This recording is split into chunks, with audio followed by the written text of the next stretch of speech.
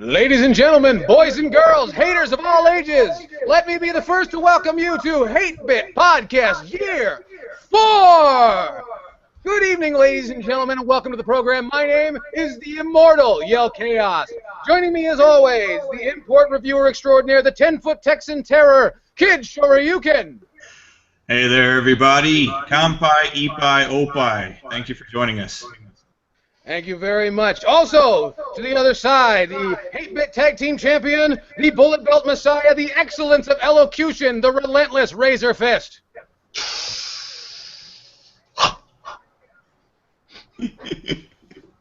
Fabulous. And, of course, the Pennsylvania platform pulverizer himself, the mighty Alpha Omega Sin. I wasn't actually expecting that as my introduction. I like that quite a bit. It gave me a chub. But hi, everyone. Well, then we'll hang on to it for future use. And in case you were wondering, the mystery partner was Johnny Walker. Welcome to our show. We got a great show for you today. A big show, a king-size show, as you come to expect every single time on this Pissing in the Live Stream number 6. I can't believe we've only done 6 of these. Seems like we've been here forever. Like I said, announcing year number 4 of the 8-bit Podcast. Hope to be a great big year, and we hope you stick with us through every little bit of it. We got a lot to talk about, so we're going to jump right in. Folks, I want to lead you in softly, gently, like we do every single time here on the 8-bit Podcast. You know, when we started this program way back in March of 2012, long time ago, we sat and we laughed and we contrived and we snorted and chortled at all the failings of the video game industry as we knew it, with one developer and one publisher going out of business, and we laughed. And now it seems, years later, that I feel we're standing along the side of the road just watching the buffalo go extinct. It's kind of a sad state of affairs, which is why we're about to talk about something that you fine folks said we should talk about, the untimely passing of EA's own Maxis Studios. And known for such venerable hits as SimCity, not the most recent one, I know. And they also did the Sim Ant, Sim Earth, did a lot of great things, but there seems to be a little bit of confusion about the fate of Maxis. Alpha Omega Sin, you argued with me, and you said that, no, they are in fact not closing up shop. What is the story with EA's Maxis? Okay, so one of the questions I've been trying to ask and figure out, just due to conflicting stories because journalists can't ever get their shit together, but Maxis is supposed to be shutting up shop and then be consolidated into another company, apparently, or they're just going to have divisions moved about all over the place within Electronic Arts, and nobody can give a straight answer, not even Electronic Arts themselves, but yeah. Are you sure Electronic Arts not giving a straight answer? That doesn't sound like something they would have. I know, that's it. That's like, you know, one of those Blue Moon type scenarios. It's like, pshaw, come now. Clearly you're mistaken, and I very well could be. But no, I hope that they're around. I mean, it's Maxis. They're a big part of gaming in general. And I don't know why. This seems real random for them to just go and get rid of Maxis out of nowhere, considering that they've been one of the most consistent development studios out of Electronic Arts, unless they're hurting for money and not telling anyone. Well, I think that's something that's important to point out, and what a lot of people have pointed out in the comment sections of every goddamn website, at least the websites that are still left in the video game industry. A lot of people discussing the very, I won't even call it tepid, but very negative reaction to the most recent installation in the, or installment in the SimCity franchise, and EA having a bit of a reputation of immediately shuttering studios that are underperforming. And if I'm not mistaken, and tell me if I'm crazy, but it seems like it was the EA's own forced inclusion of online features that really hamstring SimCity. Isn't that true, Mr. Fist? Yeah, I don't know. That's the thing. Maxis has been a shadow of its former self for many moons. Many.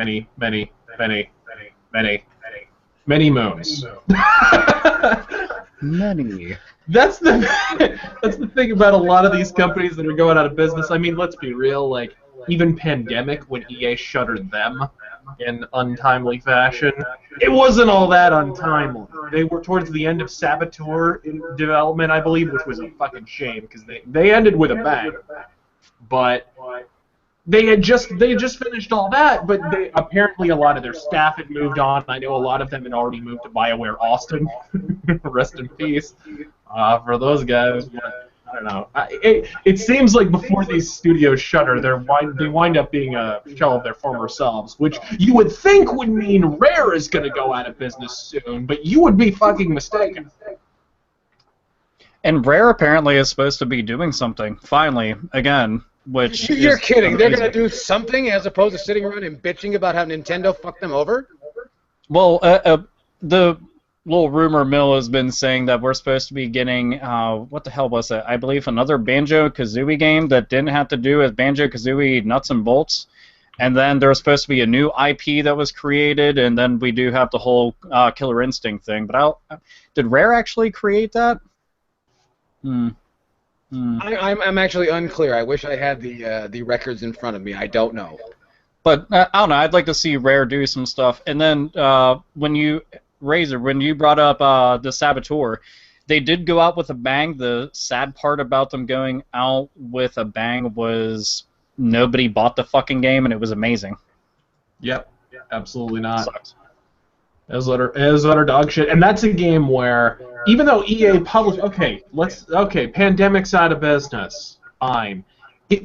What responsibility does the publisher have in keeping a game going out, like as far as hosting content? Like, because I went and played the Saboteur recently, and you can't download any of the DLC. Nothing is up for it anymore. Even though you would think, okay, sure, Pandemic went out of business in 2009 or whatever the fuck that happened, but isn't it still their responsibility to? It seems like they would have some sort of obligation in that regard to actually keep some of that content up. You know, like the titty content. What the fuck is it called? Whatever. I know what you're talking about. The Jiggling Titties pack is what I'm going to call it. Oh, by the way, everybody is saying that there's a shit ton of echo, and I think it's saying that my voice is very fucking low. So here's a question to everybody: is there echo when I talk? Because we've been trying to figure out if the echo's happening because of me. Because holy fuck, have I been trying to fix this for like an hour now? Another AAA production from 8-Bit Entertainment, let me tell you. Well, I'd seen it, and I was like, well, that's a lot of fucking comments with the word echo showing up, a whole bunch. Except for, unfortunately, there's a big fucking delay in the comments to when we get them, so I'm just sitting here twiddling my thumbs, just waiting. Let's see, now there should be comments responding to them.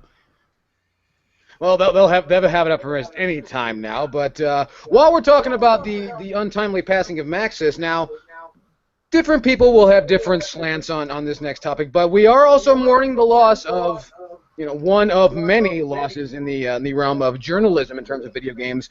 Joystick.com, joystick with a Q, have met their passing. I understand a property of Time Warner, who of course always know how to manage their brands.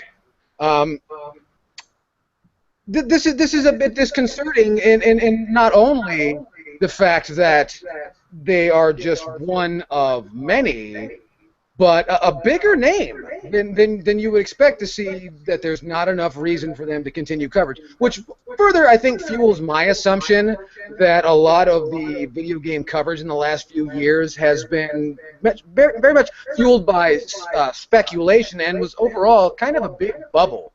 I don't think I'm alone in that assumption. Kid Shoryuken, I know you don't follow the news as much as, well, you probably have to follow it more than I do because I try not to because it's sickening, but what do you think? I think the fact that, as you stated, so many of these gaming news sites are going under, or at least on the verge of going under, is representative of a lot of people out there, I think, kind of like me, that don't really put a lot of stock in brands, things to that effect. When you can usually just turn on YouTube, if you want to hear a review of a game, you can actually just look in your sub box and listen to a person's opinion that you actually value. And typically, if you want news on the development of a game, developers and publishers are posting that anyway, so you can kind of just look at it and draw your own conclusions. I personally don't feel the need to visit any of these sites, and I don't. And I have the feeling that a lot of people feel the way I do. It's not valued anymore. Yeah, no, absolutely. Look, the time of traditional gaming journalism has pretty much passed, honestly. I think things, alternative media like YouTube or the like, or whatever, and I recorded a video on this topic before, actually. I think you have to be careful, just as careful, arguably, if not more careful, with YouTube as with any of these traditional gaming sites. But I think some of the corruption has turned people off. I think the years and years of inflated review scores. Look, people, not everybody's fucking Einstein, but people can put 2 and 2 together when Resident Evil 5 is pulling in a 9.75 on fucking GameFailers.com. You know what I mean? Like, nobody's under any delusions that that's the score that game deserved. So I think you can only kind of hustle people for so long before they realize, oh shit, it's a shell game and there's no fucking P under any shell. Well, not only that, it's almost as if they're following in the tradition of Fox News, and people have figured out that brand names have a certain allegiance to a certain amount of, shall we say, backers, and when the backers are publishers who are, claiming that they are very much in favor of a journalistic approach to game review, that's clearly not true, and you can only go to the well so often before you realize that it is in fact poisoned. Hey, you guys keep talking. I'm going to get headphones because I feel bad that there's echo going on. We can do whatever we want because it's live, so fuck it. It doesn't really matter. Fuck it, we'll do it live. Well, fuck it. It doesn't really matter. I'm pretty sure you three can do all sorts of wacky shit and all that. I know I have headphones around somewhere. Like I said, I bought like 1 million pairs. So I'll be right back. Mute your microphone. We're so glad you got prepared before the program. Thank you very much, Admiral Omega Sim. Damn straight, I got prepared. Here, I'm going to mute the mic. I'll be back. Everybody can just look at my wall. Yeah, that'll be fun and part of my kitchen. All right. Well, anyway, while Admiral Omegason figures out his audio situation, it's time for talk. Mr. Fist, you're still here. So, and while Kid Shoryuken's off getting himself some liquid sustenance, we talked about this right before the program. Apparently, Rock Band, I don't know what you call that style. I guess they're rhythm games, specialty controller rhythm games. Rock Band 4 making, or at least announced for release on the Xbox One and the PlayStation 4. I, for one, feel that there's no way that the Goodwills in my area could handle another wave of Rock Band. But that's really funny if you go to the Goodwills. But, Mr. Fist, what do you make of this? Yeah, that's the thing. I think, honestly, it's bizarre to wake up one day and realize, holy shit, Rock Band's back, because it's like going back in a time machine to 2010. Like, they have been gone for a while, dude. Like, seriously, like that is one trend that they milked bone-ass dry, and they didn't leave a very much like that of Hulkamania. There was nothing left of that fucking rhythm music trend by the time that was, and pretty much everybody knew what was gonna happen as soon as it was like Guitar Hero Aerosmith and Guitar Hero Metallica. It was like, oh, okay, so you're planning on milking this until it's outright deceased within a year. That's pretty much your plan here.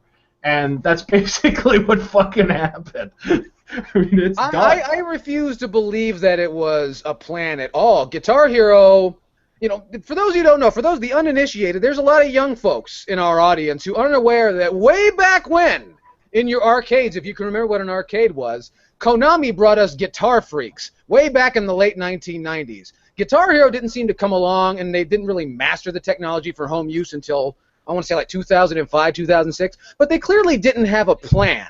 If they were to have a plan, that's to say that Icy had a plan to do what Slurpee was doing. That's really the only way I could, really make that clear. Now, I'm not going to sit here and lie. I did get involved in the Guitar Hero thing for a brief spell, and now I don't. This reminds me, as I made a bit of a shot at Hulkamania just a second ago. This seems kind of like another coming of Rock Band when they haven't been away long enough really garner the nostalgia that. And this. It's too soon, I think. Now, Kid Shoryuken, you've been kind of quiet about this. What do you think? About Rock Band? Yeah, isn't it awful? That shit. Eventually, it's like old exercise equipment. He's got to get rid of that. It really is. It totally. Those plastic instruments were effectively they were the Thigh Master. I was saying the Thigh Master of between 2008 and 2012. Like that's exactly what they were. They're like an artifact from a forgotten era. Whereas the Rock Band controllers, being more expensive, were more like the Nordic track of their time. Look, I do think there's a market for rhythm games. I think if they can market it effectively, maybe people would jump on. But the one thing I worry about is I don't think the carousel has come back around yet. I don't think we're quite to that point yet. I think you need to give it another few years, and Alpha's back. Hi. So is there echo still? For the love of fucking God! No, and how are things in headphone land? Really shitty. So I'm tethered to my desktop, which is right there. I feel like I'm a news anchor right now, and I'm like, wait a minute, this just in. Alpha Mega Sin just got done doing a fucking triathlon, trying to go and find his headphones, which were miraculously sitting right the fuck behind him in a fucking crate. So yeah, we have that. So much for an organized collection, eh? Yeah. No, the game collection is organized like a motherfucker. Everything else I own, on the other hand, is just a big fucking messy disarray, whatever the hell you want to call it. I feel like, with how organized your gaming shelf is, I feel like Alpha would be a really excellent Nazi. Not just a great Nazi, the best Nazi. Speaking of Nazis, we were talking about Electronic Arts and a bunch of other shit. We're talking about Rock Band and Guitar Hero and all that other jazz, right? We're talking about the next coming of Rock Band 4, apparently, for the Xbox One and the PlayStation 4. And I first heard the rumblings about this only a few weeks ago, and now I understand that the Harmonix, the people behind Guitar Hero have claimed, and Harmonix have claimed that this will be out by holiday. And that's if that doesn't sound rushed, I don't know what does. That seems really quickly for this to be coming out, or they could have been working on it all that time. Dude, they probably already had one built up, and they realized, oh shit, it's a sinking ship, and all they did was salvage that, and then carry it over, add some bells and whistles to it, just because, you know, they had the extra time to, maybe, or they're just chopping up as DLC for later on, and there you go, new product for a new generation. Are you asserting that it's in fact the Atari 7800 of its time? Dude, Atari 7800's some badass shit. It's not a 5200, because that thing's a giant fucking closet that can catch your entire house on fire, all the while giving you a fucking controller that doesn't work for shit. Oh god, what's worse, the Atari 5200 controller or the Atari Jaguar controller? The Atari 5200 controller. The Jaguar, at least, even though it doesn't really work, it doesn't fall apart either. It should. I wish I could look at it. Here we go. Yeah, dude, it's fucking terrible. Oh man, every time I ever even went near one of those, God, what other first-party controllers are really terrible? The Ouya, I fucking hated that controller too. Every time I touched it just. I'm glad that you can tether good controllers to it, or else that thing would be even. I hate. I've talked about it a little bit on my show, but I fucking hate the PS4 controller. The fucking touch. Okay, the touchpad, I've used it twice. I've played like 10 or so games. Granted, I haven't played a bunch of games, but I've played 10 or so. You would think the touchpad would have been implemented at some point. And when it is implemented, like if you play Thief 4, for example, like if I could recommend one thing to people who are gonna waste money on Thief, go ahead and get the 360 and PS3 version, because the loading times are shorter, and you don't have to use the stupid gimmicky PS4 touchpad. Just don't fucking bother with it. The touchpad and the battery are the only two things about the controller I don't like at all. And the Christmas light. I hate the Christmas light. Why did you... And that's why the battery runs out, is because you got this fucking flashlight on your controller that you can never shut off. Like, what the... I've always wondered about that, because I'm like, well, I understand it if you have the camera plugged in, and this thing is supposed to, you know, take the spot of the Move controller, which nobody fucking owns, except for me, because I'm masochistic. Yeah. And I understand it for that, but whenever you're just playing, I don't know, any other fucking game in the world, why is it on? Like, there's no fucking sense behind it. It's just bright light, bright light. They strike me as artifacts from when the motion controllers were still good. Like, 'cause you got to remember, like, they were developing the PS4 for years. Probably some of these design elements of the controller were from 2012 or whenever, like whenever Kinect was burning up the sales charts for the 5 minutes that was relevant. I was gonna say, when you say burning up the charts, that's like rubbing two fucking sticks together on a wet log. It was not burning. Dude, no. That's the thing. People forget about the Kinect. Initially, Kinect was hugely successful, and then it was like, oh, wait a minute. Now I see what's going on here. They're just never gonna make games for this piece of shit. Okay, right on. That's cool. It could just sit in the corner of my room and stare at me and send my data to the NSA. That's fine. It always just it creeped me out, but I will admit to one thing. I wanted to connect badly for one reason, and that was for the game Rise of Nightmares, which is not a good game, but because it's a very bad horror game, I was like, I have to have this now. Clearly, the Kinect is important suddenly. What is this, the second coming of Deadly Premonition?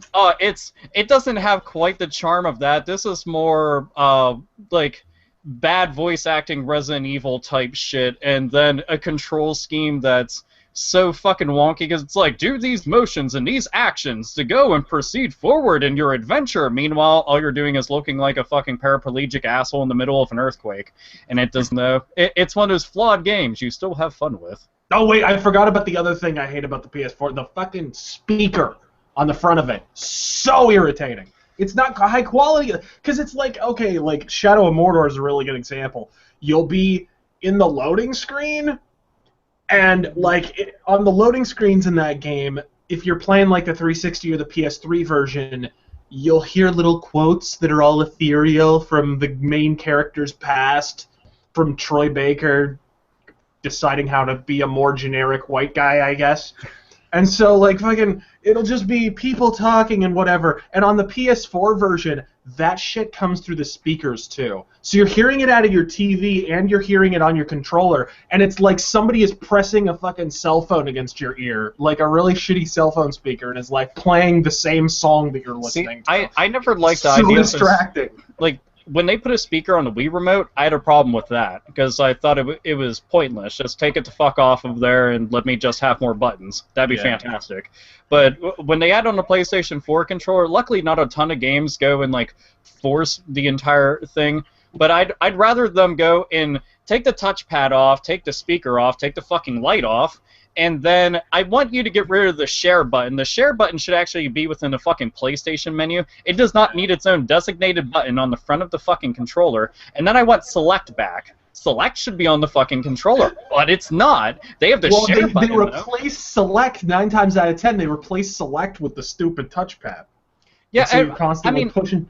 And that is so easy to fuck, because it's this giant button that takes up like a third of the screen, and like I'm playing Dragon Age Origins, or Dragon Age Inquisition rather, and I'm constantly like awkwardly like I'll be reaching for the start button, which is the size of like an electron, by the way. The start button is like this small, and it's right next to this button the size of New Hampshire.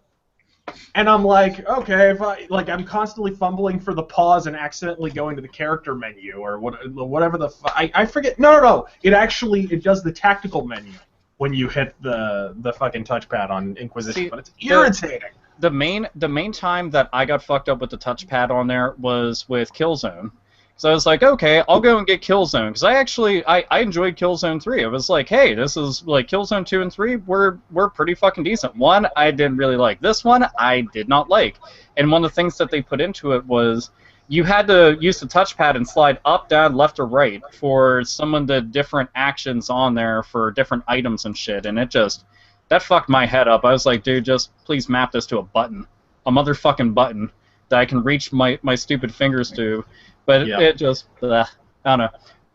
Or we could get the Duke controller, since we have the big Xbox emblem, and make that one big touchpad. At least that thing could be more than just like a fucking rapper's medallion dangling in front of your chest. But I never understood that. Like, what is that? Like a Jiffy popper? Like right in the middle of the controller? Like, it doesn't do anything. It's not a button. It's just a gigantic Xbox logo with like a popcorn popper lid on top. It's a random just plastic thing on top. Dude, it's a fucking billboard surrounded by buttons and fucking analog sticks. That's what it is. Like, do you know what you're playing? The fucking Xbox! I know, it's like a third of the controller easily, and it does nothing.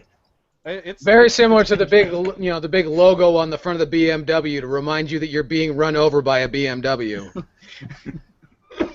Unfortunately. I'm sorry, we sidetracked everything with talking about controllers. Rah! Well, we did, and there was a lot of talk in the comment section, and, the comment section, like every single time we're here, just seems to take on a life of its own, and I tell you, a lot of people were bitching and complaining about the Philips CDI controller. Oh my god, they're so bad. All of them are bad, not even just one. That's the they're all bad part, is like, you just described many controllers, and they were all, and I have to give this to Philips, I can't take this away from them, all uniformly bad. Dude, okay, I'll say this. Out of all the controllers, there is one that stands alone amongst the rest of the other shit controllers, and that's that one that's shaped like a spoon or a ladle or some shit. For some reason, they have what I consider what you have to look out for when buying a used Nintendo 64 controller, floppy analog stick syndrome, where the shit is just flaccid as fuck, and you're suddenly, come on, I'm doing everything right, I'm cupping the balls and everything. Nope, that motherfucker, it will not stay like this. It's this. It was fucking terrible. They have the buttons, like, they have 4 buttons that are like, pill-shaped, surrounding it and shit. It's the worst fucking design in the entire world. They ought to be castrated. Speaking of floppy analog sticks, believe it or not, I'm not going with the penis joke here. Anybody else try buying a used Nintendo 64 controller recently? Oh. Yeah. Dude, oh my god, what is with that analog stick? Like, can you find one that doesn't have like a fucking joystick that is in dire need of Viagra? Dude, no fucking joke. When I went to Portland, I was trying to go and help my friend Melissa go and buy Nintendo 64 controllers. So I'm teaching her the rules of the fucking trade. I'm like, okay, when you buy Nintendo 64 controllers, you don't just buy any single one. You only buy first party unless you can get those nice Hori controllers. Those ones are badass. Those ones are quite badass. I can't argue with that. Hori's fucking awesome. When it comes to third party, they're a company I trust 100%. But the analog sticks, and I'll single-handedly fucking look Mario Party dead in the eye and be like, you son of a bitch, you are one of the main causes for analog sticks, just because people would be doing this while putting fucking Jesus Christ holes through their fucking palm, and they're like, what happened? And it's like, well, you played too much because you had to keep doing this, and that's when Nintendo had put out those, God, what the fuck was it? It was like little things that you, like, glove palm protector things so you could play the game. They would actually send us that if you requested them, but I blame that for why all the analog sticks now are just busted fucks. All of them. Oh, yeah. Well, I mean, I think, and when they have to send you a condom for your hand, I think that's a dead giveaway that something was wrong with that design. If anything, we could start recycling the Wii remote condoms and just, like, put holes through them, stick your mitts through them all the way, and be like, yeah, look at that. And you'd be good. That body glove's got to make something that can do that. If it exists, there's a goddamn peripheral for it. I know that. Now, Kid Shoryuken, while we're talking about this, I want to, because you've been sitting there, and I see you're drinking. You're drinking. That's okay, because I'm drinking too. What if I am? But now you know a lot about the Japanese side of the game. The only one of us who actually spent time living in Japan. What's one of the worst controllers that you've come across? Because you are quite the import fanatic. Tell me about this. Oh god, the worst controller ever. I think Bill was onto something with those Philips CDI kind of like weird TV remote controllers. I think someone at Philips just got advance notice that they were getting fired. And they were working in the controller department. I'll show you the worst controller ever, alright? And this goes for any model on any console ever. Any controller at all with this logo right here in the middle of it. That right there. It's like the reverse of the Nintendo seal of quality. And to remind you that the 8-Bit Podcast is in no way affiliated with GameStop Incorporated. No, because if that was the case, our stock would be plummeting. But I don't know, I would say another really bad controller, which had mentioned earlier, is the Atari Jaguar controller. When it comes to first-party controllers, that is, it's one of the worst things I have ever had the unfortunate circumstance of picking up and trying my best to play. And it's not like there's third-party options to better your situation. Nobody gave a fuck about making anything for the system. Speaking of third-party controllers, anybody else make the mistake during the Super Nintendo era, as an arcade, fighting game fanatic, of picking up the Advantix joystick for the Super Nintendo? Was it the one that looked like a Super Nintendo? With like the actual size of a Super Nintendo, yes. I remember that thing. I personally never got to try it. I'd only seen it, and it looked uncomfortable as shit, especially since I got to be, I got to sit down with actual arcades, and then Sega Genesis, they had good arcades. Dude, at the face of it, it looks like an arcade controller. It quacks like an arcade controller. It's got the turbo switches on it, and you think, oh, you're gold here, and I think there's even programmable buttons on it, and then you actually use it, and you realize that, okay, let's say I'm cutting out the mold for this thing. I'm cutting the holes where the buttons are supposed to go. I've left, an atom of clearance between the button and the sort of mold itself. So basically the buttons stick. Basically if you do anything, if you move them off to the side, so you're constantly hitting these buttons and they're not actually registering because they're not moving down because they've basically fused on the subatomic level, essentially. It's just one giant block of plastic and none of the buttons work. So anytime that you actually successfully press the button down, plastic shavings start popping up at you like it's a fucking popcorn popper. That's always good to know. That's one hell of an experience. That's the kind of arcade board that you want to be in front of and then see everybody simultaneously pick it up and then throw the fucking thing as if they're like, we're gonna go and start a riot right now with this. Fuck that experience. That'd be horrible. Indeed. But I tell you what, though, speaking of, and I don't want to, tear this away, but we got a good conversation going. It's always nice to have a good conversation right here on the 8-Bit Podcast. But speaking of plummeting stock price, I want to talk about something that's very important, and a lot of people have wanted me to address this. One of the 8-Bit Podcasts who addressed this for quite some time. Where are all these fucking VR goggles coming from? Every company that I've ever heard of has decided that they want to put a pair of scuba goggles on everybody so they can watch television. We have the Valve HTC Vive, the Sony Morpheus, the Facebook Oculus Rift, and the HoloLens by Microsoft, which I understand the one of the main designers behind HoloLens passed away recently. Is that right, Alpha Omega Sin? Yeah, I was gonna do a video talking about it. He was killed by Vegeta, I think. he ended up getting into some kind of car accident, and it's kind of fucked considering that I actually think the HoloLens looks cool from a non-gaming standpoint. That's all the different things they could do with it, and then naturally I want horror games and stuff. But yeah, he ended up passing away, and that kind of sucks because he didn't even get to see his product out on store shelves and all that shit. It's kind of like the dude who designed the Game Boy. He died before the Wonder Swan got to go out on the store shelves, and he designed that, so it's just kind of shitty. Oh, you mean Gunpei Yokoi? Yeah, and I thought that was kind of sucky because I mean he made the Game Boy, the Virtual Boy. You're welcome. The Game Boy Pocket, and the Game & Watch. Wait, did he design the original Game & Watch? Or he did. He's the one that took the calculator technology and gave us Game & Watch. Oh, fuck. Yeah, no, you are 100. Damn, I actually forgot about that. Fuck me. Well, yeah, okay, so he gave us Game & Watch, and that also means they gave us the damn D-pad. Long live the D-pad. 2D fighters will understand. But, yeah, that's, I don't know, it kind of sucks that the dude ended up passing away. I just think that's always sad whenever you work your ass off on something and then you don't even get to see it happen. But yeah, anyway, yeah, HoloLens. Whoa. Yeah, but with that having been said, and speaking of Gunpei Yokoi, who gave us the Virtual Boy back in 1993, he warned us. He told us and he showed us with the marketing of this product. This is the wrong idea, and this is not. See, well, I don't know why I'm talking like Satoru Iwata right now, directly to you. He warned us. He told us that, at least by looking at the way that product fared in the market, that this is a completely useless concept. And I don't want to shit all over somebody's product, but I'm going to. This is really. It just seems like we're at a saturation point, because I remember when the idea of the Oculus Rift came, and they showed us first-person Legend of Zelda, and I said, "Oh, great! It looks like Minecraft. What else do you have?"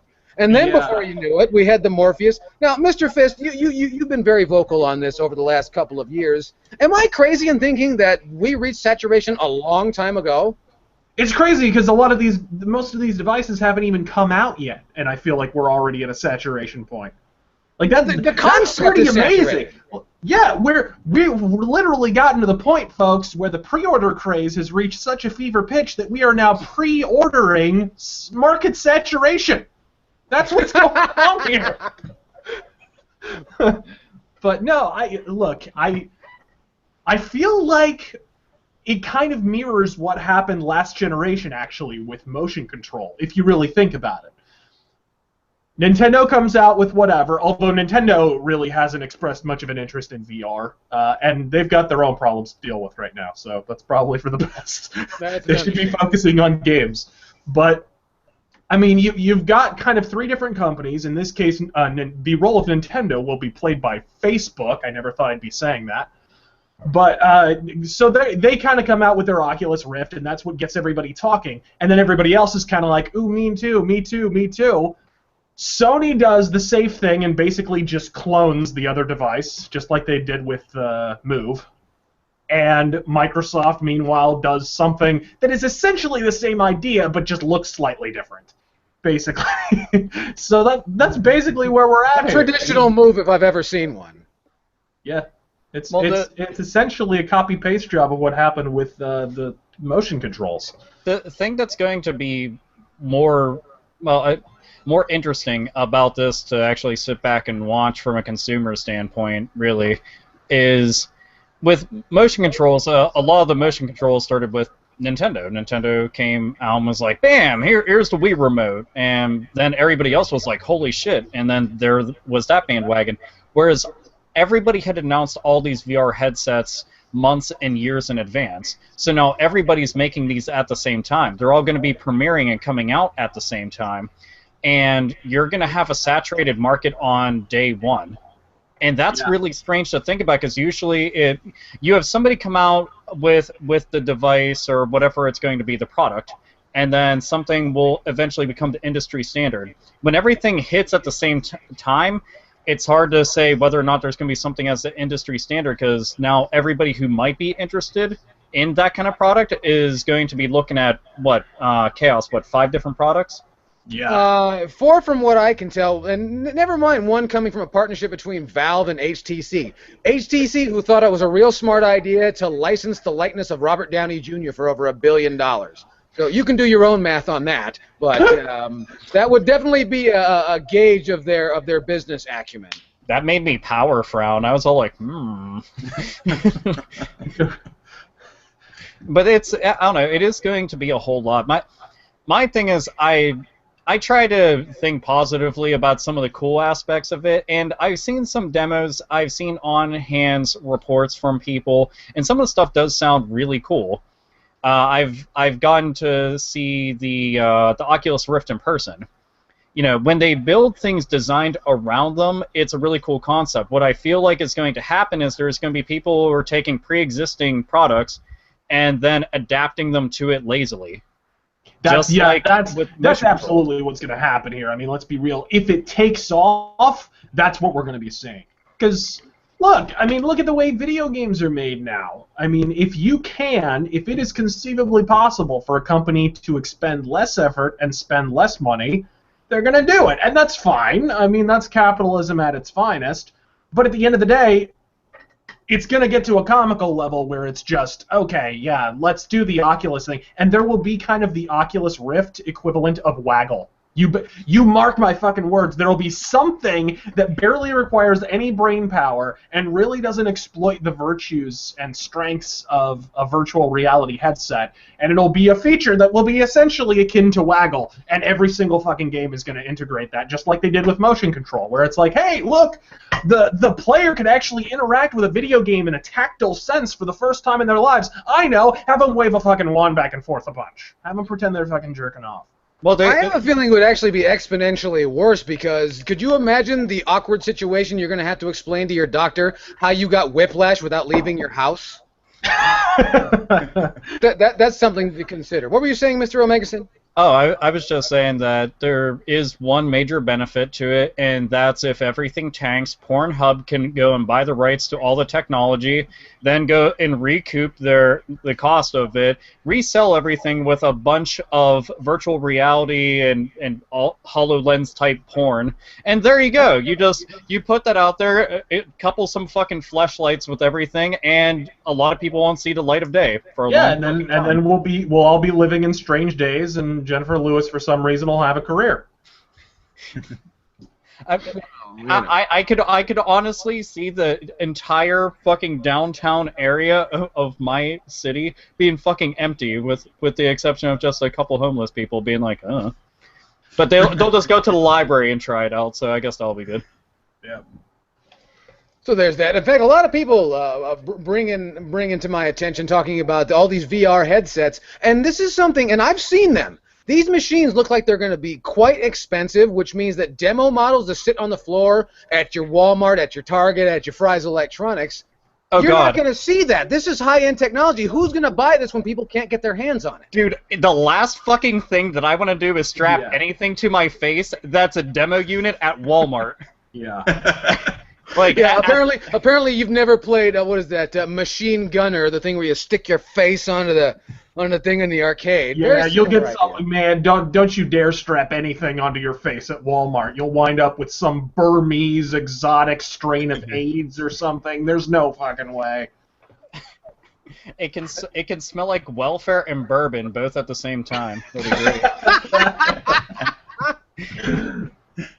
Well, with all that having been said, and what your feelings about bourbon and so forth, we invite you to drop us questions now down in the section provided. We know you've been doing it for quite a little while there, and you've been doing a fantastic job. So while we take some time to get a hold of the questions down there, I want to remind each and every one of you to take a look at the section down below my face. I want you to look at all those links down there where you can find all the social media interaction for myself, Kid Shoryuken, Razor Fist, and the mighty Alpha Omega Sin. All the information to find us on your Twitter, on your Facebook, and give us a sub over there on the YouTube. And don't forget, if you're not a subscriber to the HBP Podcast, please check us out. And also, don't forget to follow us on Facebook, because the fucking sub box doesn't work. Google has lied to each and every one of you, but that's all right, because here we are doing what we do and doing it best. Now, we've been getting a lot of questions now, and I want to answer this because 100,000 people have asked our thoughts on Five Nights at Freddy's, or whatever the hell that is.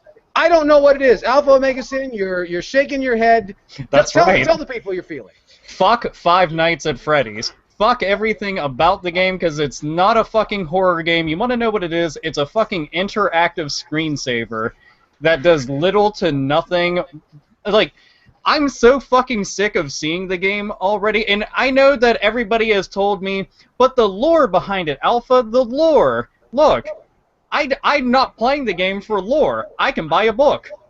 That'll give me all the lore that I need. I'll buy some fucking. Hey, if we want to get all our story through an options menu, we could just play Final Fantasy 13.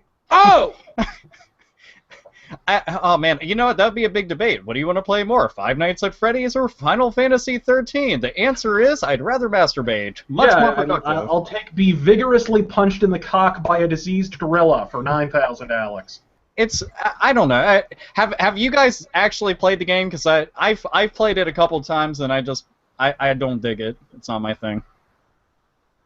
I'm alone here. I'll tell you what, I think we could use a few more YouTube videos of attractive women freaking out at it. I think we could use just a few thousand more of those, huh?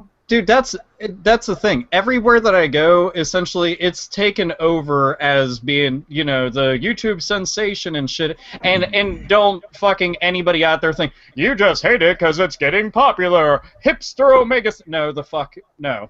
I actually gave the game an honest-to-goodness shot because I like horror games, right? That makes tons of sense. I played it, and there was nothing to it.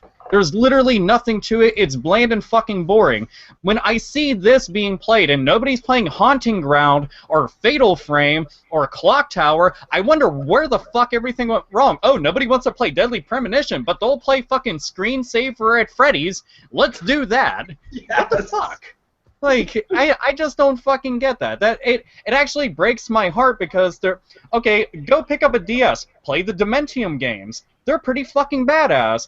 Does anybody want to play the Suffering 1 or 2? Oh, you don't? Because you're playing Five Nights at Freddy's? Well, by all fucking means, just continue doing that. It just... Fuck, man. It's... Ugh. Oh, are you sure? You sure you don't want to play one of the Slender games and walk around aimlessly and wait for something to pop on screen? No? I would rather play the Slender games a million times. I'd rather the Slender games be the only games that I can play for the rest of my God-given fucking life than play Five Nights at Freddy's and be like, this is a great experience, because it's just not. And I'm not knocking anybody that plays it. Like, I'm saying everybody who plays it's a fucking idiot. No. That's okay. I'll knock everybody that plays it. That's fine. Razor Fist will fucking go and take up that spot. Good cop, bad cop.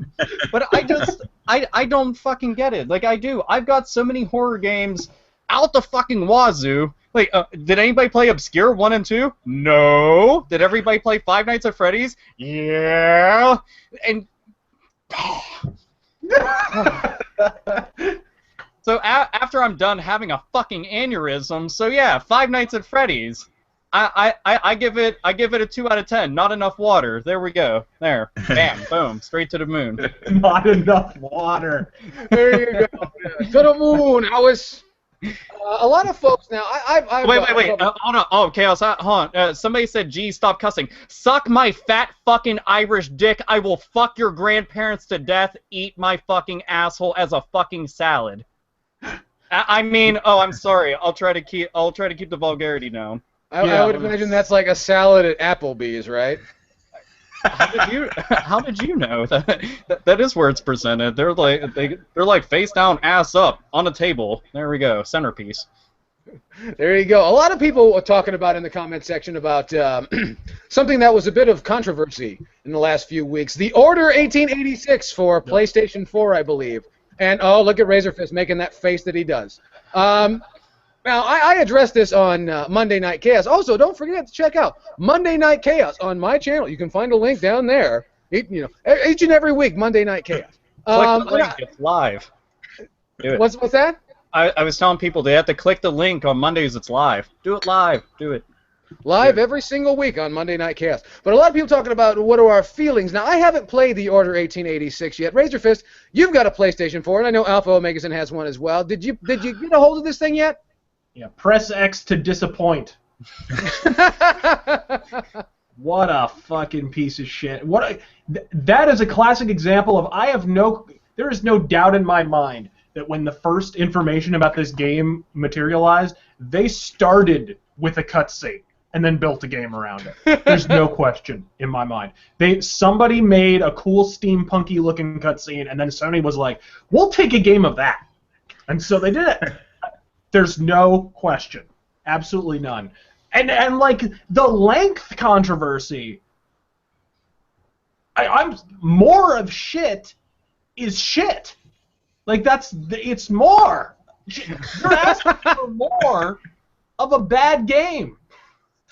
We're to that point, ladies and gentlemen, in the industry where there's so few games, especially for next-gen consoles, that we're literally begging for more of the worst dreck you could ever be subjected to in your ever-living life. Well, no, please go on, Mr. Omega. I was just going to say, I was always vocal about the whole game length debate because all of us grew up from the NES era going forward. We got to go and have our parents go to the store and buy games that can be beaten within a couple of minutes. fully and completely, assuming you know how and you're pretty fucking badass. Like, one of the coolest games on NES is Kung Fu. You can beat Kung Fu in like 2 minutes. And but then you want to do it again. yeah, but it's a fun game. I don't give a shit how long a game is. I understand I'm paying $60 for a game going in. I understand that 100%. If I, like, right there, I've got a fucking lollipop chainsaw cardboard cutout, and that game is only like 4 or 5 hours long. It's a pretty short game. I didn't give a shit because I had fun playing it. And then I went through and played it again. I've played plenty of short games. Shit, Rhapsody: A Musical Adventure is one of the shortest RPGs I can think of. You can clear it in about 8 hours. Didn't care because it was actually a good game. Who gives a fuck about game length so long as you're being entertained, since that's the entire foundation to a video game? It's just weird. It's weird because the public consensus appears to be, oh, it's a pretty game, but it lasts 5 seconds, and it's just more of what you've been treated to in the last generation. And I'm like, what games in the last generation? It's like last generation. It's like somebody played Resident Evil 4 and it's like, oh, so this is the game that we're going to make. Like, basically, it's outdated, antiquated mechanics. I mean, just cutscenes out the ass, and I apologize for insulting implicitly Resident Evil 4 there, because Resident Evil 4 on its worst day is like 10 billion times the game Order 1886 is.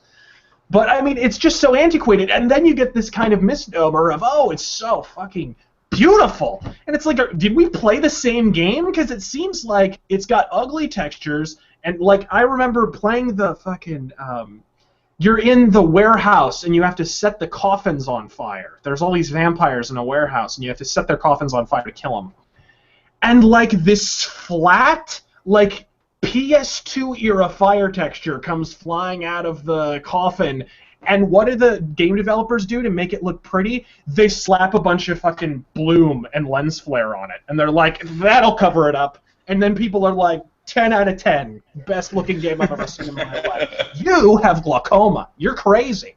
That game is ugly at times, incredibly ugly actually. It's just, they cover it in so much fog and dog shit that you don't realize it looks bad. I don't know, fog and dog shit, but like I'd be fine with that if it was a new. Well, fog and dog shit. Actually, we were talking about some of the crappier Silent Hill games, so that's how we could go and sum those up. What, Book of Memories? You know, a Book of Memories on its own, if it didn't have the Silent Hill name, wasn't a terrible little dungeon crawler. But then we get to fucking Shattered Memories, which was like getting shattered dreams from Gold Dust, and you know, you feel like you have your fucking testicles up here, and you have fucking a hockey. You're getting fucking like 3 little Adam's apples going on. I was gonna say a hat trick. Yeah, that's it, because I know sports and shit. But it's just it's one of those things. Just the Order 1886. I want to give it a go. I just don't have the money to, because you know, games cost money, and I lack that. Oh. Because you keep going to Portland. Kid Shoryuken, you seem like you wanted to weigh in on that. Did you have something to say? You misjudged me, sir. Oh, all right. Well, you know. Well, then if I could ask you for a favor, a solid favor, drink. So. There you go. There you go. You know, we got a great question right here, and I don't think I could phrase this better myself. The fine folks down in the comments section, oh, now it's gone. They asked, "Is Tim Schafer the Eric Bischoff of the video game industry?" And I don't know how to really weigh that out. Now, I know that there's some people that are really upset with Mr. Tim Schafer, and I seen him with the sock puppet thing, and I didn't get it. Apparently, he was making jokes that were funny to like the 6 or 7 assholes that think he's an interesting game designer. Alpha Omegason and Razorfist did some videos. Don't forget to check out those videos at their channels. You can find all that information down below and check them out, see what they're doing.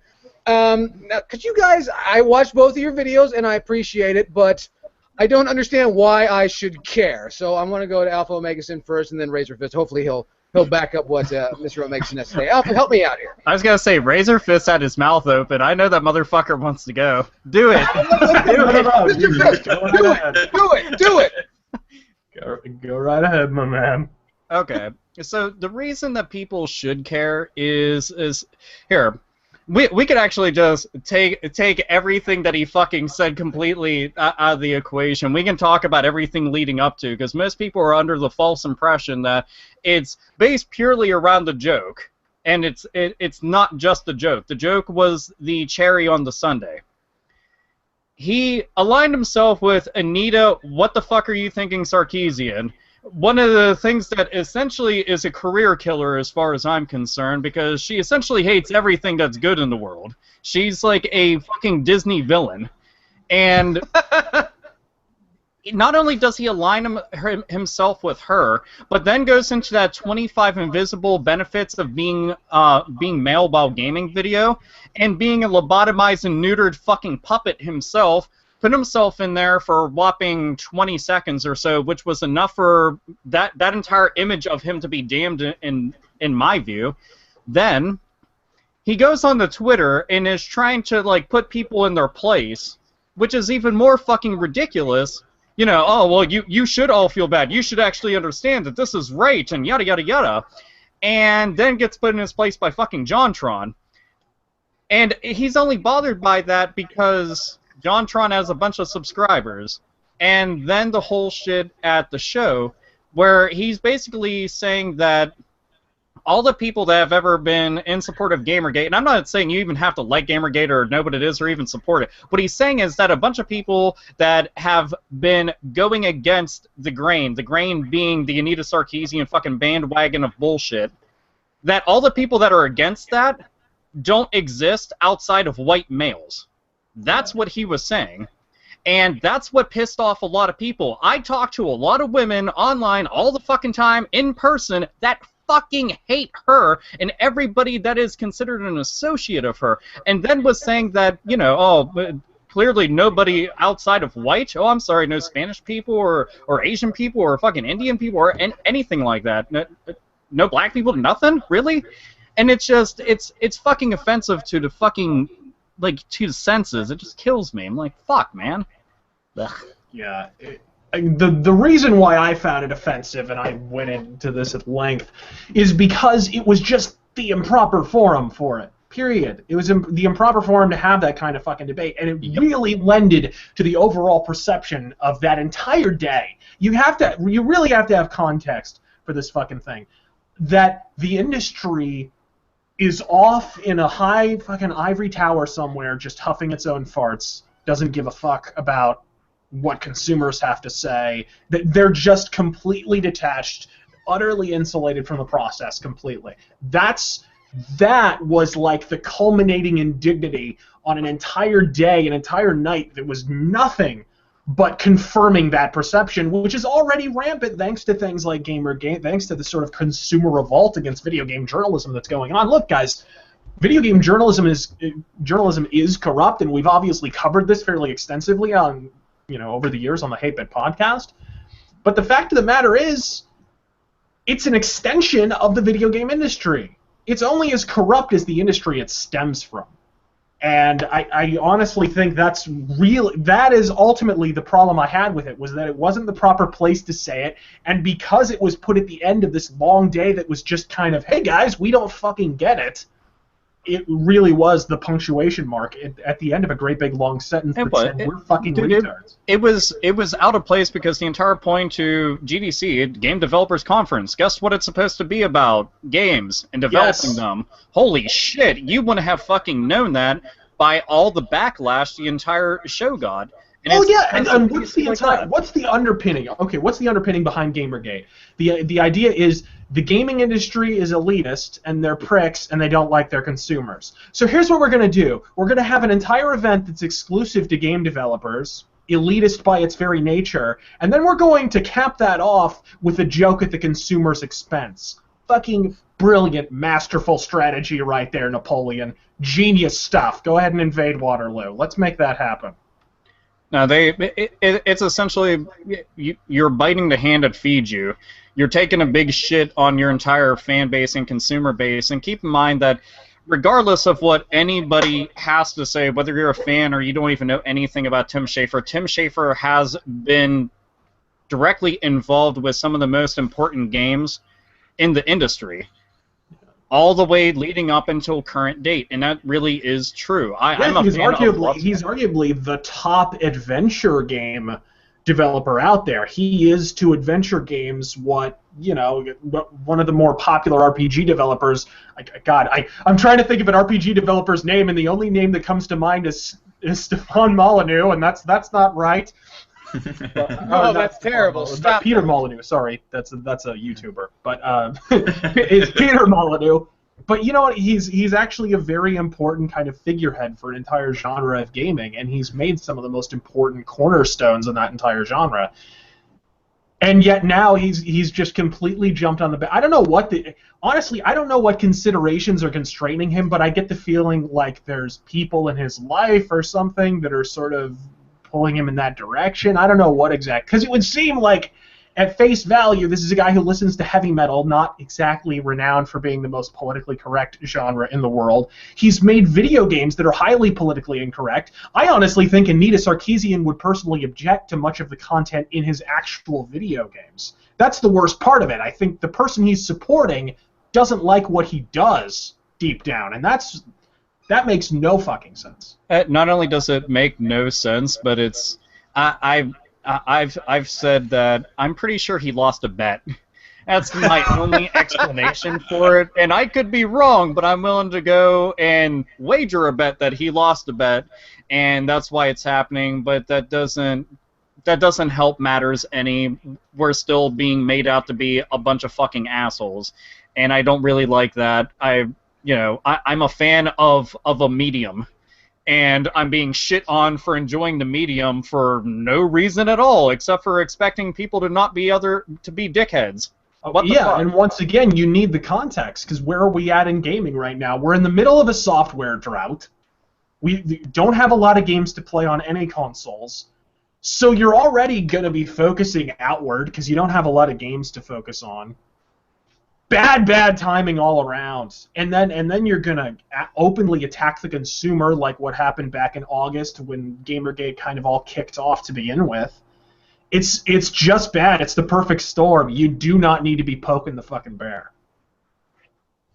Well, not only that, it just seems like it's more of an insult because they're already putting the boots to an industry that's in a decline. This seems very much like the political barrage that seemed to attack the World Wrestling Federation in 1992 with Hulk Hogan's steroid allegations and so forth. So it just seems like it's they're in a fortunate position to just simply kick a dead horse. I'd say the same thing to Tim Schafer that I've said to a lot of the women that have come into my life. I'm not paying you to talk. That was so beautifully put. I honestly want to have that put onto some very expensive paper and framed. I enjoyed that. That made me pleased. Also, Trigun shirt. Somebody had noticed it earlier. Yes, it is Trigun. Trigun's awesome. Yeah. And Kid Shoryuken with a very fantastic Guar t-shirt. Yeah. Mr. And Dave Mr. Baraki Razorfist modeling remembers. a very nice Swedish wolf shirt. Very, very nice. Yes, of course. not to be confused with the Japanese band. Exactly. And also, don't forget my wearing of the official 8-Bit Podcast colors right here, as you can see on the right on this side here. Fabulous hand embroidered job. I just want to make sure, and they're available at 8bitpodcast.com. So yes, his sweatshop workers labored mightily in it. Little pet. And they knew not to complain about it. Goddammit. Well worth. We've been getting a number of questions here, just absolutely flooded with our thoughts about the upcoming WrestleMania 31. And we only talk about wrestling every so often on this program, but I think that because people want to know so badly, what are the thoughts about WrestleMania 31? I am of the mind, and we talked about this before the program, people want to know mostly about the Bray Wyatt versus The Undertaker thing, and I don't think The Undertaker's going to show. But, Mr. Omegason, you said that you've seen pictures of The Undertaker. Is that correct? Indeed, do. His wife, on her Instagram, had posted pictures of Taker working out because a lot of people had, made note that he just, I don't know, didn't look like he was really giving a shit. Dude was pretty much just kind of relaxing, enjoying his life because he didn't have to be on such a strenuous fucking course all the time, 24 hours a day, like WWE wrestlers typically are. Their schedule is insane, but yeah, now the dude was God, he was lifting weights and boxing and shit, and he looked pretty jacked. I'm talking Dead Man Incorporated era jacked, because that's probably when he was like physically his biggest. No, man, he was way bigger right before he left. The Ministry of Darkness. Dude. I forgot about He that. looked like a dude. His traps were so big, he looked like a fucking manta ray. Dude, that's on one of there? the main things that I had noticed on, because I mean, Undertaker's always had big fucking arms. It's kind of impossible to be as big as him and not have big arms. But again, you saw that up here. He was rolling with no neck. Keep rolling. Let's bring back some horrible memories. But yeah, he looked like he's getting in shape, and I think the best thing that they can do right now, because it's set that Bray Wyatt has to earn, and he's calling out the Undertaker to come and get the urn and retrieve it on Raw. I think the longer that they go and play this out, because I think that this is like one of the better build-ups, and it's strange because it's a one-sided build-up. And you wouldn't think that would work, but Bray Wyatt's fantastic at cutting promos, and it's worked pretty well. And it makes me sad, because if there's anybody in the industry currently that's an active roster person outside of Kane, but I'm talking about young talent, that you're going to go and hand over the streak to, it fucking kills me that it was handed over to Brock Lesnar, who could give a fuck less, and not to somebody like Bray Wyatt, who is the next technical incarnation, if you will. I'm not saying he is the Undertaker, but you know. And what was the logic? The logic was, it's going to establish Lesnar. And it's like, okay, well, I mean, I can't argue with the fact that Brock Lesnar's been depicted a lot better lately in terms of them, portraying him as a monster and unstoppable and so forth, and they definitely have played off the streak, but who's benefited from that? No one. Even whoever beats Brock Lesnar, I'm telling you, flat out, it's going to mean nothing. It's not going to, they're not going to have beaten the guy who beat the streak. It's just going to be, Brock Lesnar lost. Like, they're going to beat the guy with the flat top that also has the tramp stamp. That's what they're going to defeat. They're gonna beat the dude that also fell into the same hole Mark Marrow did. They're going to beat the dude who's 2 minutes. You got to understand that when the streak was, WWE technically made the streak important, and I thought that that's something that the Undertaker should, one of two ways, should have retired with, because it was owed to him, or he should have had the option to hand it over to an up-and-coming person who was going to be in the business for at least a decade or more after that actual match. Somebody that could carry on the legacy. Brock Lesnar is going to be fucking out as soon as possible. As a matter of fact, right now, he technically wants out, but he's fearful of being sued out the ass because he signed a fucking contract, because he's trying to do a bunch of other shit, and there's a clause in the contract, and it's a bunch of fucking stupid drama. But the Bray Wyatt and Undertaker match, I think, could go really well. If you saw the match that he had with Dean, well, not match, but matches, that he had with Dean Ambrose, they were pretty fucking good. And the main thing was they're both kind of nutty and just going after each other tooth and nail. They were some of the more violent matches they've had in a long time, and harken back to when we actually gave a shit about matches being more than just two dudes going in a ring with basic-ass names and doing something boring as fuck and then leaving with all of us flaccid. Hey, you, let's fight. Them's fighting words. Yeah, that shit fucking kills me.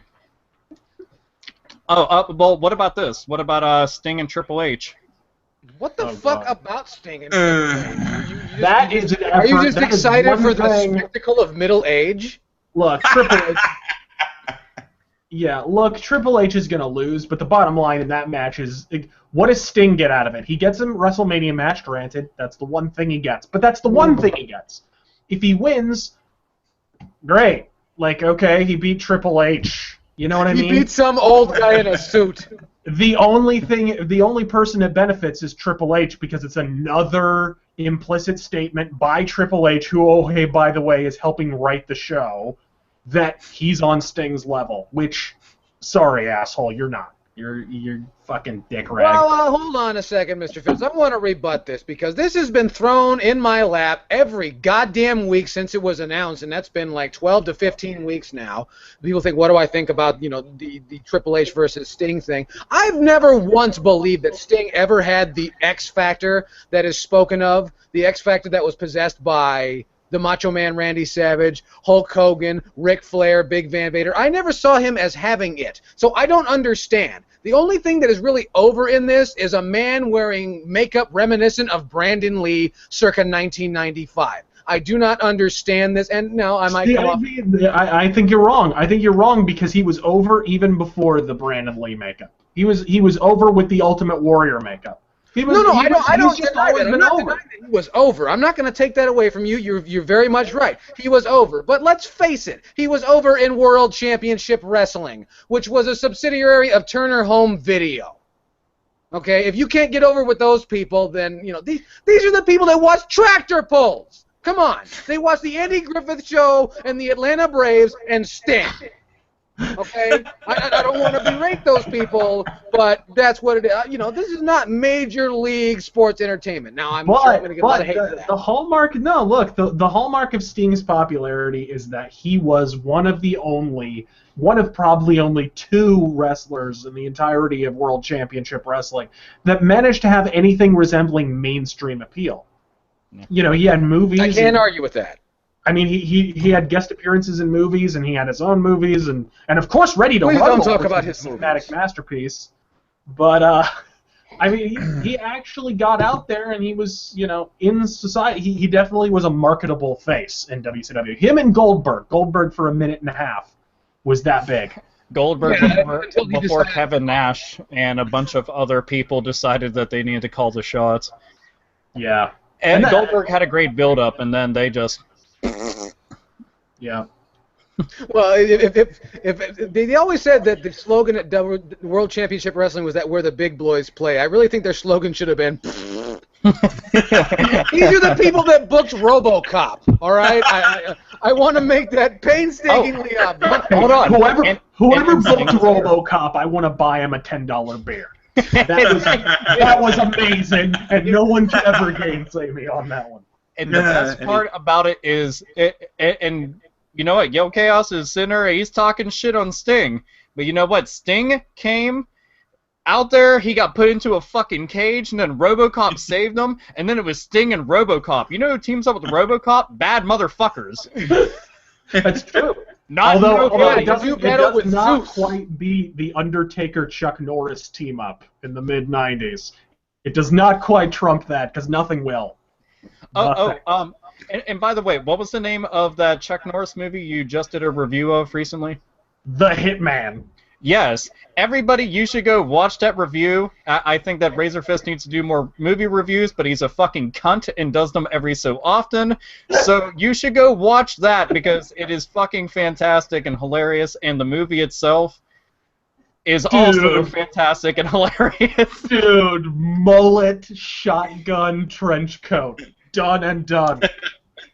You know what? I want him to don that entire look again whenever he's doing what is it, those Bowflex commercials or whatever. I want him to look like that, and then when everybody comes on and asks him, well, how easy is it for him to use? He just shoots them with a shotgun and then steps on their fucking dead corpse, and he just says some one-liners. I'm like, fuck yeah, I'll buy anything.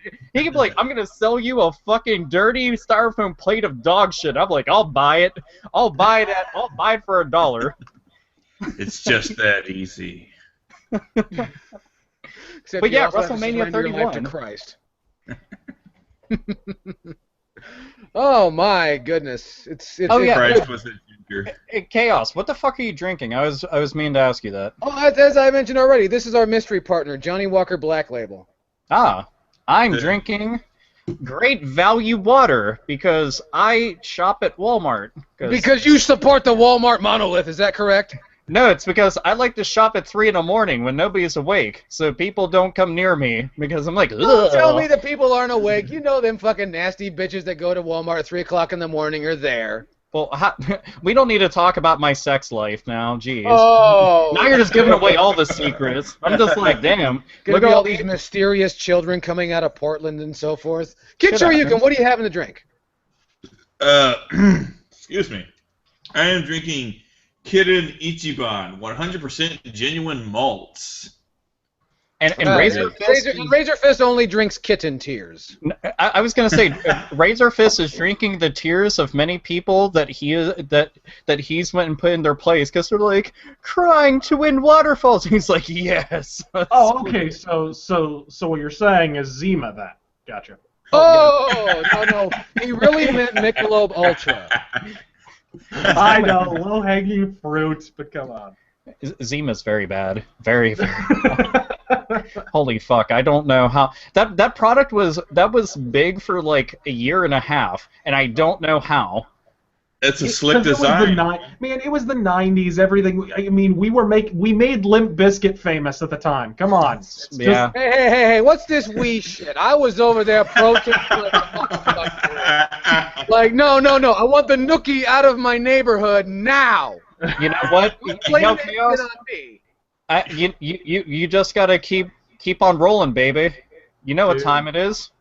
We were walking around in Jinko jeans the size of denim parachutes. We were listening to Limp Bizkit and Korn. We were out of our minds. Hey, Jinko jeans. Jinko jeans are coming back too. Aren't you guys happy? I heard about that. Jinko jeans making a comeback. Hopefully the I just got arrested T-shirts will come back too. You know, with the stripy things across. I know Razor Fist is excited about Jinko jeans. As a matter of fact, that's currently right now on his everything I must buy list is Jinko jeans. We're getting a lot of questions here. A lot of people want to know our thoughts on WWF's NXT. I have not been watching. I've seen a little bit of it, and it reminds me of indie wrestling with way too much money. And it also gave us Daniel Bryan, for better or for worse. Mr. Fist, do you have any feelings about NXT? I've tried to watch it a number of times. It seems like it's tailor-made for internet smarks that just want to fucking rate matches with stars and shit. That's what it strikes me as. I wasn't interested in it. The storylines weren't fucking interesting. The characters weren't interesting. I'll say this: it's a marginal improvement over Raw, but I mean, what the fuck? I think that's really the major failing, is when they now have the minor league program is starting to outshine the big time program. That is a serious problem. Look, on a regular basis, NXT is eminently more watchable than Raw, but that isn't saying much. Watching an old woman sew in the middle of the ring would be more watchable than fucking Raw today. Hey, don't you talk that way about Jim Neidhart's daughter. Well, what were you saying? I was going to say, if you guys had seen, there's Adrian Neville, Finn Balor. Finn Balor is the one with the really awesome makeup, by the way, if anybody's wondering, because that's usually how most people end up recognizing him. Sami Zayn. Those guys are amazing in the ring. As a matter of fact, their women's division, Ric Flair's daughter, for some reason her fucking name is escaping me at the moment, but Charlotte. Yes, she's a bad motherfucker. As a matter of fact, their women's division is exactly what I think that the WWE's women's division should be, and I'm going to go on record and say this a million fucking times over. I loathe the Divas division. I loathe the Divas belt. I hate the title. Divas, the actual name Diva, stopped being relevant and cool back in the fucking 60s. I don't know if they know this, but like Diva describes Miss Piggy.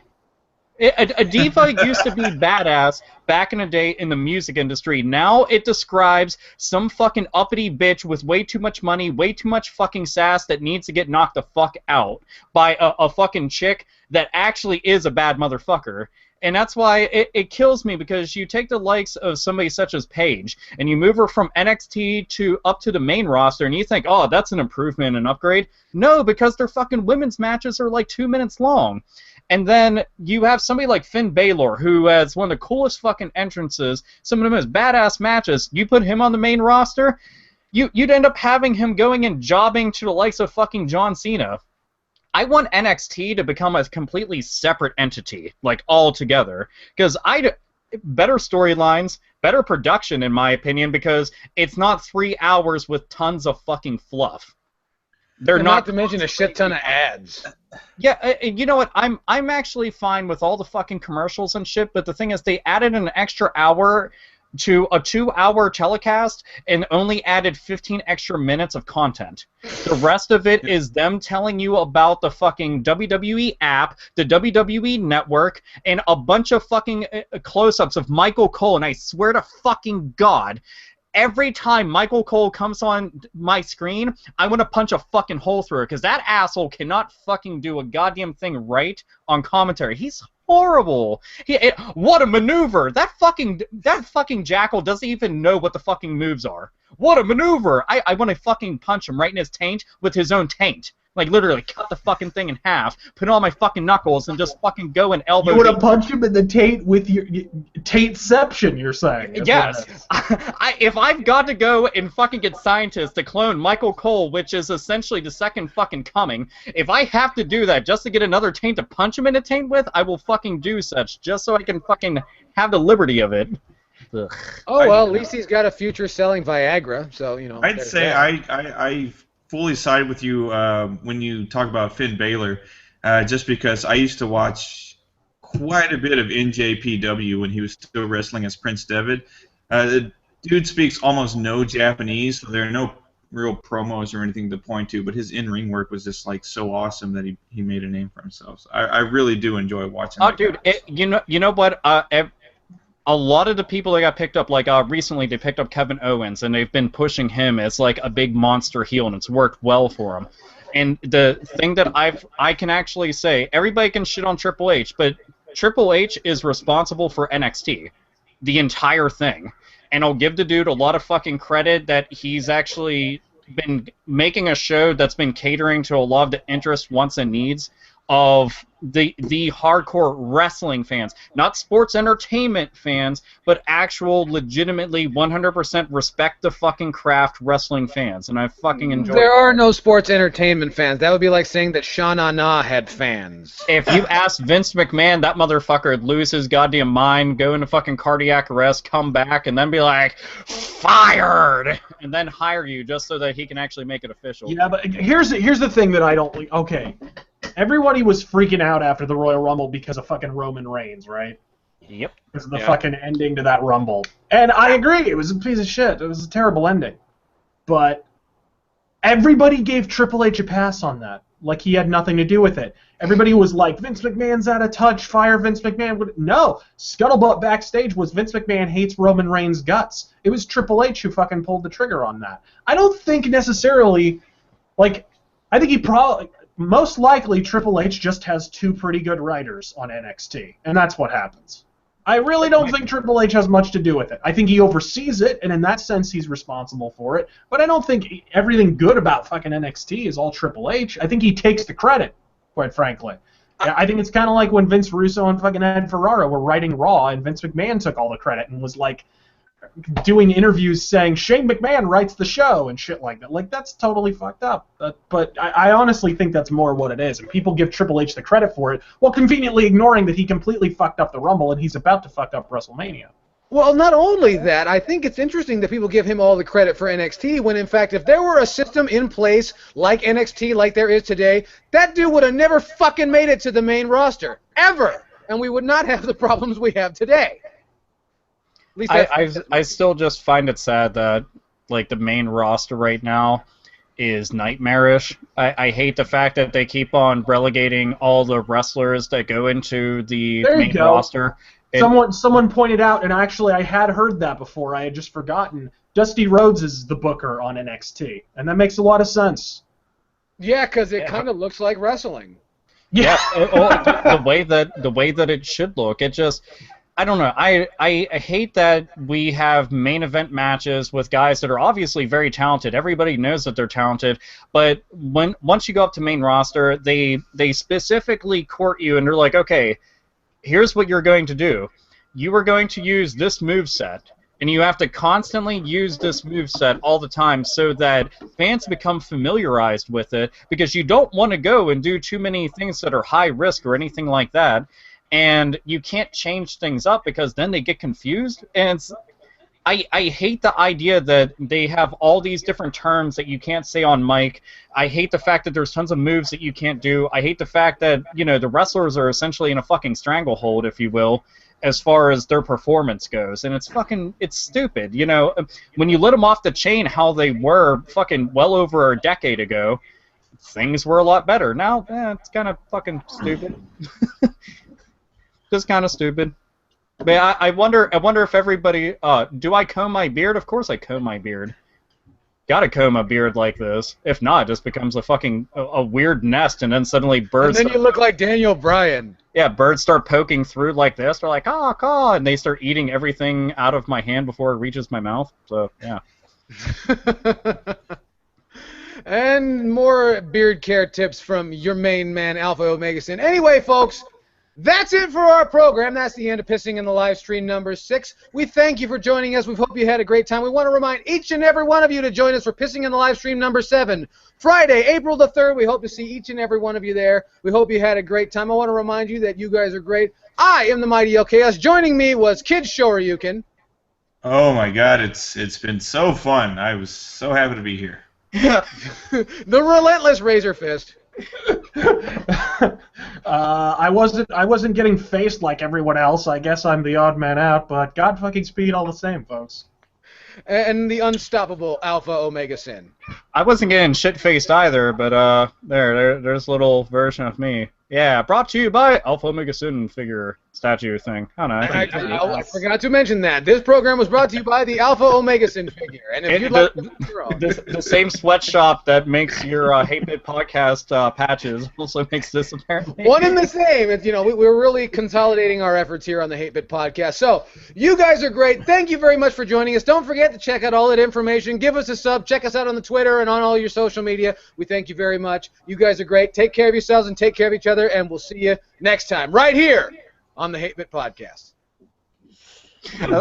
Like that you put